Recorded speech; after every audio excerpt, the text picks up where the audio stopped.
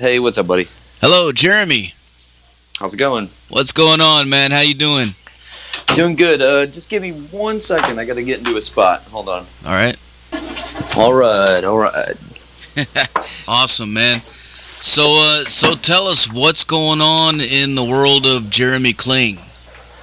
Well, currently I had a hell of a 4th of July celebration with all of my family. So I had all of my kids over. That was killer. Including my 2 grandchildren, and we just hung out and did a barbecue like a classic American family. And then Taylor, my guitar player in the Absense and Fore and Massacre, he's in every band with me. He did a tradition that my father, who passed away 3 years ago, used to do. And 4th of July is he would wheel out his Marshall stack and play the Star Spangled Banner for the neighborhood. So we were lighting off fireworks, and I had my old man there again, so it was pretty cool. It was a great day. So that's the current and present what's happening with me. Nice. As far man. as music goes, and that's a whole other question. That sounds like a good time. Yeah, tell us. I know you got to be a busy guy. I've seen. I was looking at your the promo thing, and like you're fucking in a whole bunch of different bands, man. Can you tell us? Tell us what's going on the musical side. Well, since quarantine struck, like most of us are able to catch up on projects. I always have projects anyways, but I was able to track the drums for the new Venom record. So that's in the bag for me. We've already had the new Massacre record tracked. We just had a mix of that come back, a test mix come back. We're having Dan Swano is so far doing the mixing for it, which is killer. And then we started a punk band, Taylor and I, because we're such idiots, and we're like, we need more music. So during the quarantine, we did we call it one in a day, I think is what we end up calling it. But we wrote, recorded, mixed, mastered, and released a song, and we did 12 different styles of music. Most of those are all metal, like Gothenburg, like Old In Flames, and then we did like a Sweet Death, like Old Grave Worship, and then we did a Judas Priest styled tune. We did a Motorhead styled tune, power metal, hardcore, Swedish thrash, Bay Area thrash. We did a doom song. We did 12 different songs, and in that we found like a list of musicians who could write and record in one day and send it back to us. So out of that whole thing, we cherry-picked 2 guys to join our punk band, and that was the birth of Fore. And we recorded the first record so quickly, it was kind of scary. It was like, oh shit, like this is like my favorite punk music from when I was a kid. This it's all skate style punk, so like Pennywise or Black Flag or any of that shit that made you want to pick up a skateboard and ride around and be a hooligan and maybe spray paint shit on a wall. Hell yeah. Hell yeah, man.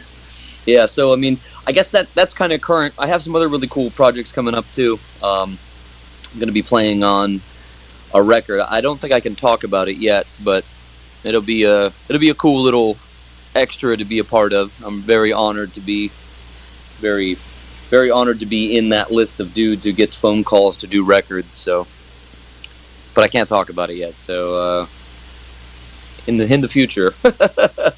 Hell yeah. Well, yeah. Looking at your thing here, man. It says you played drums in Venom Inc, Massacre, The Absence, Wombbath, Ribspreader. Can you tell us how did you end up playing drums for all these different bands? Well, I think the thing is there's always guitar players, but there's like a short supply of drummers. Right. An even shorter supply of drummers with a good work ethic. And even shorter supply of drummers with a good work ethic and that own their own studio. So I'm in a tiny little marginalized zone there. How it all happened was I obviously started with the Absence. I got signed when I was 20 years old, and I started touring then. And after about 4 years of touring, 5 years of touring, and making little to no money, and I mean like no money, so it was really difficult to be a person and be like a person in the real world. I mean, the music world is a very real world, but it doesn't reflect the day-to-day world. Mm-hmm. So I had to start generating actual revenue, because I mean, like I said earlier, I have many kids, I have many children, and you have to provide for them. You have to provide a steady home, a stable home. I had to start generating revenue, and I had a buddy of mine, Jonas Shelgren. He recorded Riders of the Plague. We flew him over from Sweden to track that record, and we became like international best friends. And I started going and spending time over in Sweden. Started my studio then. He mentored me. His studio is a split studio with Peter Tadkren of Hypocrisy and all that fame that he has. So both of those guys really played a key role in teaching me how to record. And then they did a tour, Hypocrisy and Scar Symmetry, which is Jonas's band. They were doing a tour in the States, and Jonas was like, "Hey man, you should come on the road and drum tech for us."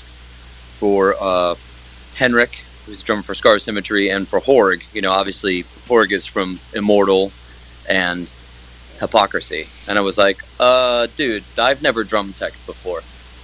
Ever. And he goes, "Okay, well, have you ever set up your drums?" And I'm like, "Well, yeah." And he goes, "Okay, you got the job." And I'm like, "Oh, fuck. Okay. All right." So day one on that tour, Horg had a brand new drum set from Pearl. And I'm talking about brand fucking new. Screws were still in the packages. I mean, it was like a brand new kit that we had to build that Pearl gave him for that tour.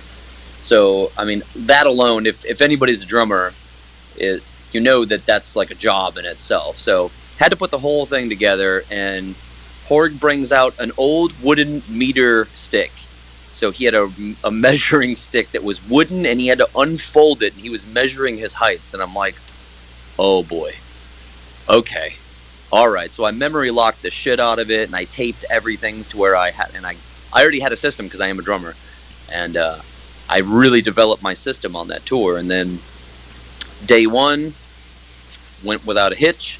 Day two, he pulls out the meter stick and measured it. He was like, "Oh, this is perfect, Jeramie." I was like, "Oh, good. Hey, all right, cool." Day three, measuring stick.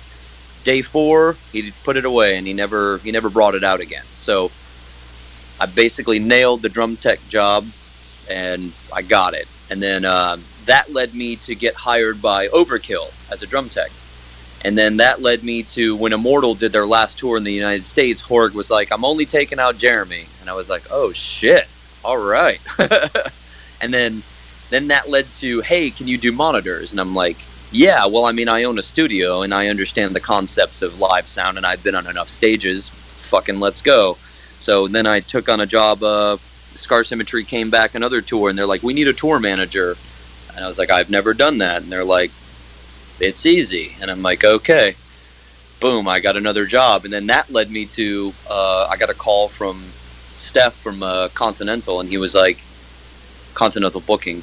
And Steph was like, "Hey, Sepultura needs and they've already hired me for other jobs. So Steph said, I need you to maybe go out with Sepultura doing monitors and tour managing." And I'm like, "Oh, fuck, that's Sepultura.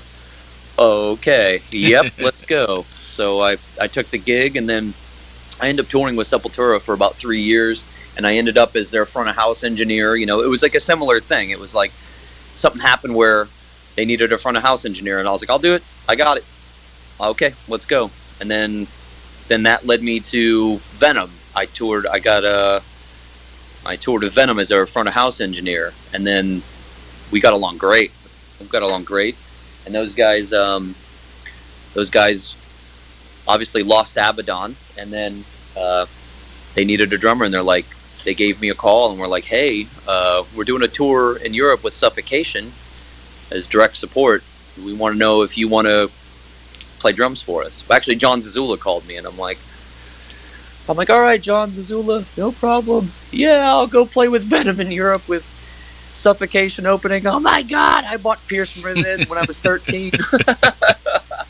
I was like, all right, man, let's go, buckle up. And then, since then, it's kind of just been a ride, all the while, I've done lots of like little projects with Ribspreader and Wombbath. And when I say little, I'm not trying to diminish their size or anything like that, but it's just kind of come through contacts that I've made. Like, I met the guitar player for Wombbath when I was over in Sweden at Jonas's place. He played bass in Thy Dreams. His name is Håkan. He was a bass player for In Thy Dreams, but his newer band, Grand Exit, was recording at Jonas's studios. It's a series of a bunch of connections that have led me to. It's a full fucking spider web now. Now it's like it's up and running. It took about 10 years to get up and running and building and connections and friendships and I don't just mean just connections. I mean friendships. Like I've worked a lot at being a good person, being a hard worker, being a yes man. Like, yeah, can you do that? Yeah, let's go. I have no fucking clue what I'm doing, but yeah, let's do it. Let's make it happen. Learn as you go type of deal. Hell yeah, man, definitely. Well, that's how you keep working. Just keep doing whatever comes your way, man, and stay busy. At this point, I've done everything on tour except guitar tech, and I've lightly done that at one show. But I've worked every job. I've done merch, I've done tour managing, I have done stage managing, I've drum tech, I've done monitors, front of house, I've done lights. I'm kind of shit at lights, but I've done lights. So I've done everything on tour, like all of these gigs, which gives me a very unique understanding of touring now. It gives me a very unique understanding and a non-inflated ego. And I also know, like, what is possible and what's not possible, which is a plus. Because some guys don't get that, especially the old guard that have been spoiled. Don't let her do that, bud. Sorry, I was talking to my son. Speaking of kids, how many kids do you have? 5 total. Wow. How has it been with the quarantine? Because I got 2, and I know with them being stuck at home and not at school, man, it's insane. Yeah, it's been insane. I got really good kids, and they're on the older end of the spectrum too. We're talking almost 9, almost 10, 12, 14, and my oldest is 20. Right. So they're at the older end of the spectrum, so it's not like I don't have toddlers running around. Toddlers running around is difficult. I went through that, and it's okay. Some days it's a little tough, but for the most part, they're all good kids. They have a rock and roll dad, and mom is a very famous, accomplished photographer and artist. So I don't have a normal set of kids over here. I got very, very real children, which is cool. Thankful for. Very cool, man. Looking back on your career with being out on the road with all these different bands and everything, do you have any crazy stories or memories that stick out in your mind? The old crazy stories question. The time old. Yeah, I've had lots of funny shit happen, Like, we went down the road one time. We used to have this RV, and it was a real piece of shit, man. It was a real piece of shit. And we had a trailer, of course, because we were towing our trailer, and this is with the Absense. And we get up to a gas pump, and we made it about halfway to our destination. We look out back, and I'm like, oh, that trailer's real low to the ground, man. I'm like, that doesn't look right. So we had it attached to this RV's bumper, which was never intended to have like an actual load on it, I guess. Or it was old and rusted and just came free. So the whole frame of the trailer from the rear axle back to the end of the trailer was like, I don't know, like 16 feet or some shit like that. And that hole, there was like 2 steel beams that ran back, and it was just sagging and pulling the entire floorboard down. So if you were in the back, there was 2 beds on the back. If you were like, one time we were laying back there and I looked over and like you could see the ground, and it was just like every time you hit a bump, it was like ee-oo, ee-oo, ee-oo, you know, and you can you could see more and more of the earth, which is it's a little scary. It was like, this is a fucking death trap. No one go in the back until we get this fixed. And it was like, it was a nightmare to get it shored up. We had shored up. We had one person in New Jersey. We played in Trenton, New Jersey, and we had these guys help fix it. And of course, it didn't really work. And then we had another set of people fix it in. We had to go north New York, and then we came back down to Jersey again, and we had some folks in Jersey help shore it up for us even more, which that got us home. But like, I mean, we're talking like barely. I mean, they even like welded wedges in there, and it still just wasn't strong enough to support having a trailer on. So that was a pretty funny story. Another time in that same trailer, that same RV, we all the power died in it and the inside, so all of it died on the way back. And we had to get it back from Pennsylvania, and we had blown a muffler out, so we straight piped it. I mean, like a fucking motorcycle, and it was loud as hell. I mean, you could imagine a big block engine straight piped. It sounded like a damn demon going down the road. No power on the inside, so there was like this little side battery for the steps. That battery still worked, so through the alternator, so it kept a charge. So we bought a power inverter, so we could at least charge our cell phones. So when and if we broke down, which was highly likely, we could at least plug into that little power inverter and charge our phones for the way back. Which that was a hell ride home from Pittsburgh. It was shitty. Yeah, that sounds crazy, man. Well, as far as moving forward with, with everything that's going on right now, what kind of plans do you have coming up? I know you said you got the new Venom record and Massacre coming out at some point. Yeah, let me. My son's here with me, my 14-year-old boy, and he reminded me of a funny story, one of his favorites. I'll go back to that, and then I'll pop back to your question. Yeah, that's cool. Go ahead. So I played Times Square, the Nokia Theater. I played there with. I was playing drums with Infernion, and we were on tour with Guar, the Casualties, and Mobile Death Camp, and we played, and there was blizzard warnings. So by the end of the show, there was about 2 foot of snow outside in this blizzard. Right, so we get everything packed up, ready to go, and Guar does the same thing, and they have a semi-truck, and their semi-truck goes to pull away, and they get stuck halfway out in Times Square. They are stuck. There is no moving that semi-truck, and we had to walk like 7 or 8 city blocks to where we were parked away. And Guar was nice enough to throw all of our gear in their semi-truck because there was no getting our vehicle over to load up. And walked, and all the hotels were sold out. Everything was sold out. So we had rented, at that time, a U-Haul, like a minivan, like a cargo van type deal. It was a cargo van, not a minivan, cargo van. And so we're back into the cargo van. It's like, oh my God, put the heat on, because it was freezing, of course, in the middle of a blizzard. Put the heat on, start the car, and then blow the radiator. So we're sitting there. It was like, okay, guys, no more heat. That was it. Everything was sold out. We're not going anywhere, so we just had to sleep there.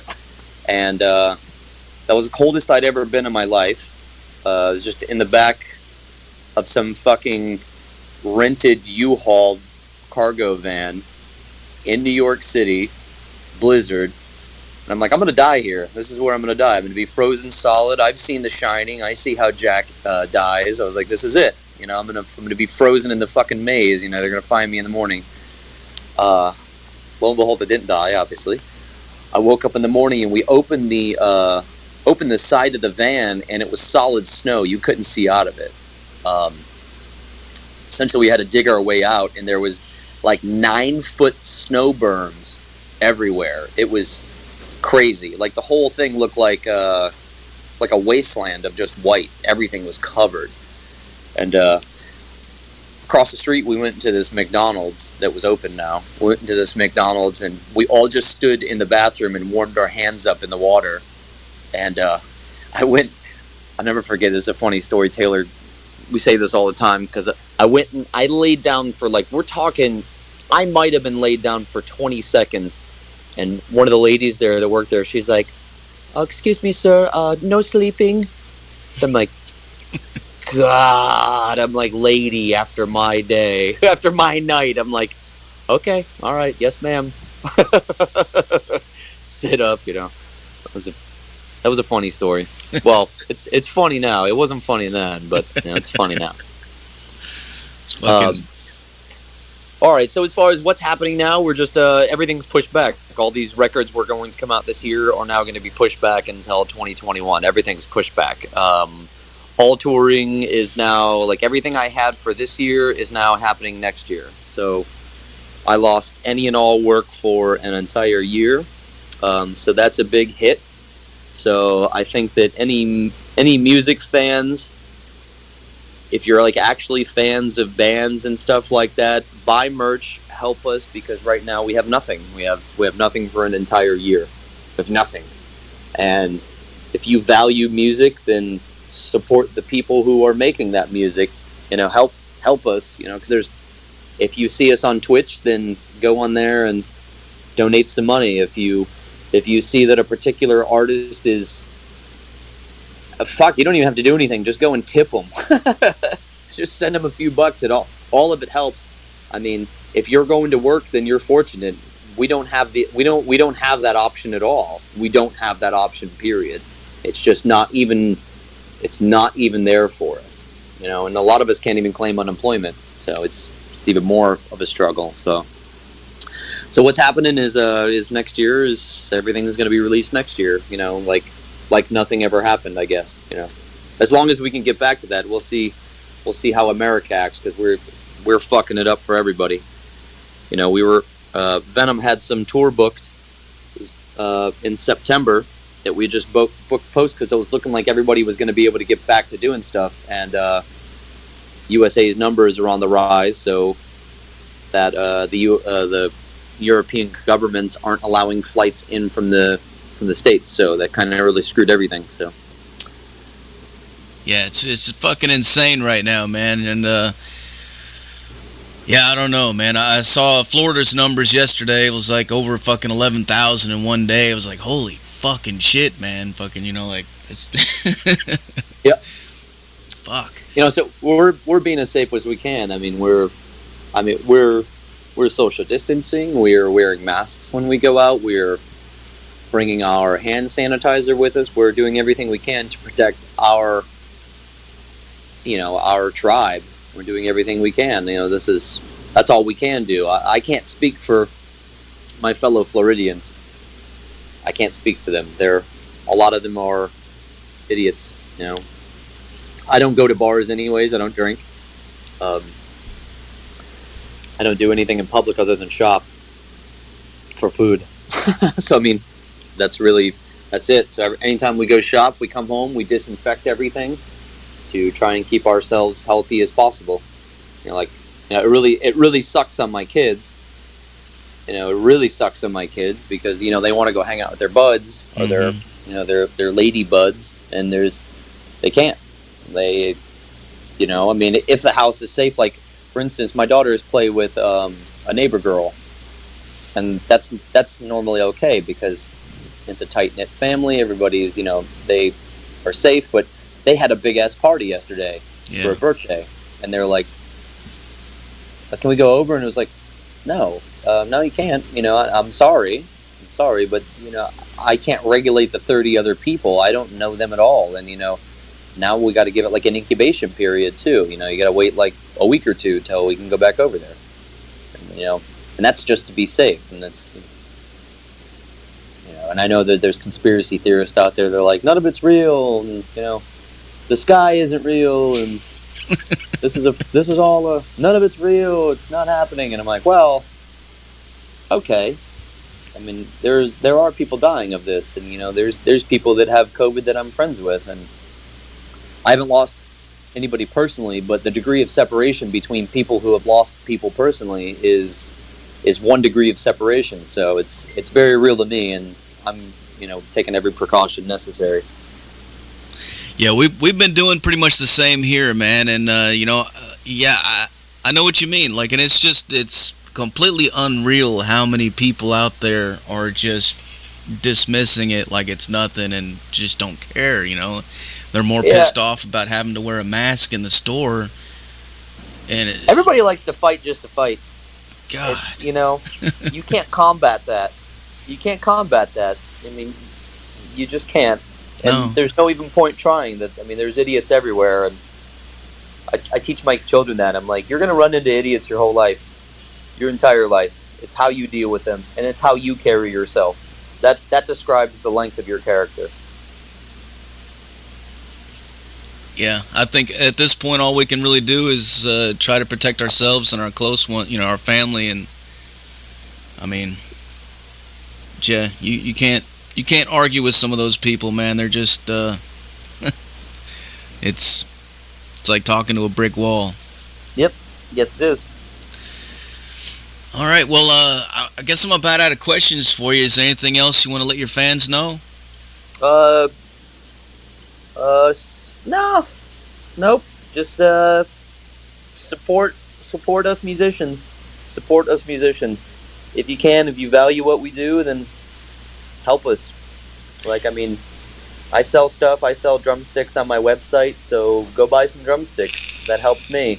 If you feel like flipping me an extra 10, then that helps. Just know that I, as well as all the rest of my fellow musicians, are out of work for a solid year. And put yourself in our position of being out of work for an entire year.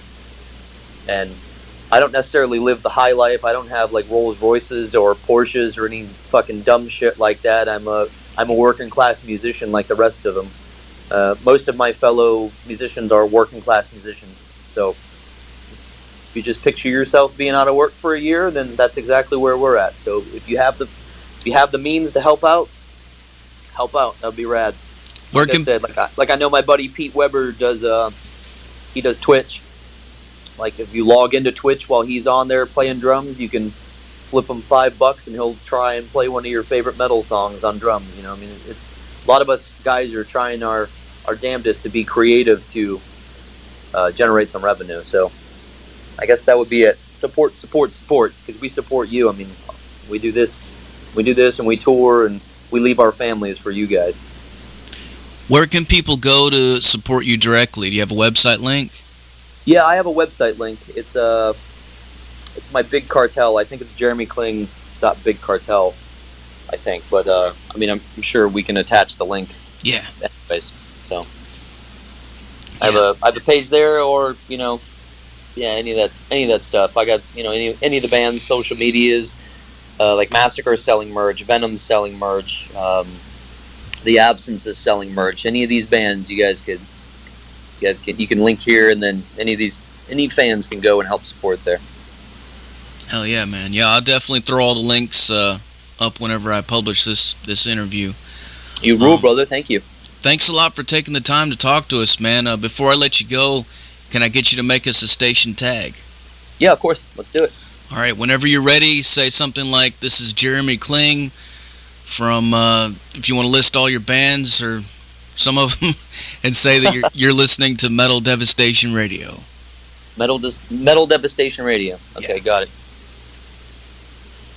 Hey, what's up? This is Jeramie Kling from Venom Inc, Massacre, The Absence, and many more. You're listening to Metal Devastation Radio. Keep it heavy, heavy, heavy. Perfect, man. a '70s radio tag at the end. You like that? Love it, dude. Love it. Cool. All right, man. Well, thanks a lot for taking the time to talk to me, dude. You got it, Zach. And as soon as I have this uploaded and published, I'll send you the link, and hopefully we'll hear from you soon, okay? Great. Where are you located at, bud? I'm in Tennessee. Tennessee? All right. Well, haven't been there in a few years, so whenever I roll back through, be sure to make your presence known. Definitely. Cool. All right, man. See ya. All right, we'll talk to you later.